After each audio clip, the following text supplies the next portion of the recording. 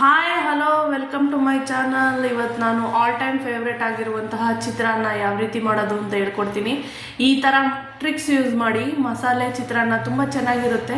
ಚಿತ್ರಾನ್ನ ಮಾಡೋಣ. ಫಸ್ಟು ಅದಕ್ಕೆ ಒಗ್ಗರಣೆ ಹಾಕೋಬೇಕಲ್ಲ. ಫಸ್ಟು ಕಾದಿರೋ ಎಣ್ಣೆಗೆ ಸಾಸಿವೆ ಹಾಕಿ ಚೆನ್ನಾಗಿ ಅದಕ್ಕೆ ಸ್ವಲ್ಪ ಜೀರಿಗೆ ಹಾಕಿ, ಜಾಸ್ತಿ ಜೀರಿಗೆ ಹಾಕೋಕೆ ಹೋಗ್ಬೇಡಿ, ಸ್ವಲ್ಪ ಜೀರಿಗೆ ಹಾಕಿ ಅದಕ್ಕೆ ಕಡಲೆಬೇಳೆ ಹಾಕಿ, ಬೇಕಾದರೆ ಒಂಚೂರು ಉದ್ದಿನಬೇಳೆನೂ ಹಾಕೋಬೋದು.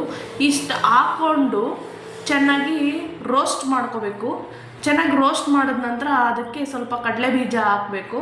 ಕಡಲೆ ಬೀಜ ಎಲ್ಲ ಹಾಕಿದ ನಂತರ ನೆಕ್ಸ್ಟು ಆದಷ್ಟು ಈ ಹೇಳಿರೋ ಐಟಮ್ಸ್ಗಳನ್ನೆಲ್ಲ ನೀವು ಕಡಿಮೆ ಉರಿನಲ್ಲೇ ಮಾಡಬೇಕು, ಜಾಸ್ತಿ ಉರಿ ಹಾಕೋಕ್ಕೆ ಹೋಗ್ಬಿಡಿ.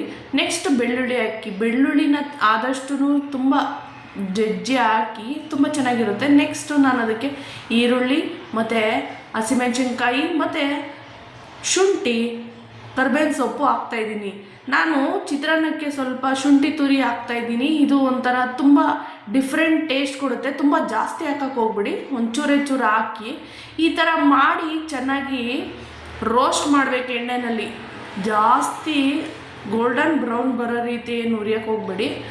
ಜಾಸ್ತಿ ಎಣ್ಣೆಗೆ ಈರುಳ್ಳಿ ಹಾಕಿರೋ ಐಟಮ್ಸ್ ಎಲ್ಲ ಚೆನ್ನಾಗಿ ಒದಗಿದ್ರೆ ಸಾಕು. ನೆಕ್ಸ್ಟು ಲಾಸ್ಟಲ್ಲಿ ರುಚಿಗೆ ತಕ್ಕಷ್ಟು ಉಪ್ಪು ಹಾಕಿ ಚೆನ್ನಾಗಿ ಮಿಕ್ಸ್ ಮಾಡ್ತಾಯಿದ್ದೀನಿ. ನೋಡ್ಬೋದು ನೀವು, ಬಬಲ್ಸ್ ಬರ್ತಾಯಿದೆ. ಇನ್ನೇನು ನಾನು ಇಡಿಸ್ತಾ ಇದ್ದೀನಿ ಅನ್ಬೇಕಾದ್ರೆ ಅದಕ್ಕೆ ಸ್ವಲ್ಪ ನಿಂಬೆಹಣ್ಣ ಹಿಂಡಿ, ನೆಕ್ಸ್ಟ್ ಅದಕ್ಕೆ ಸ್ವಲ್ಪ ಕಾಯಿ ತುರಿ ಹಾಕಿ, ಅದ್ರ ಮೇಲೆ ಸ್ವಲ್ಪ ಇನ್ನೇನು ನಾನು ಆಫ್ ಮಾಡಿಬಿಟ್ಟಿದ್ದೀನಿ ಆಲ್ರೆಡಿ. ಆಫ್ ಮಾಡಿದ ತಕ್ಷಣ ಅದಕ್ಕೆ ಕಾಯಿ ತುರಿ ಹಾಕಿದ್ದೀನಿ.